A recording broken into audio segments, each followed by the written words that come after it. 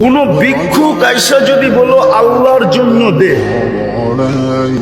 কোরআনে আছে ও আম্মা সাইলা ফালা তানহার, হাদিসে আছে আল্লাহর নাম নেওয়ার সাথে সাথে আল্লাহর ভালোবাসায় যে তাকে হাতে দিয়া দিল, যা পারলো তাই দিল, ভাবলো যে আমার আল্লাহর নাম দিছে আমি খালি ফিরাই তো ফিরাই কি করা, তা আল্লাহ বলে তুই 2 টাকা দিয়ে ফেরত দিছস, আমি তোর গুনাহ পুরাটা মাফ করে ফেরত দিছি।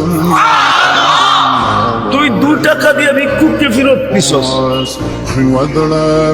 2 টাকা দিয়ে ভিক্ষুককে বিদায় করছিস, আমি তোর পুরা গুনাহ মাফ করে তোকে বিদায় করছি।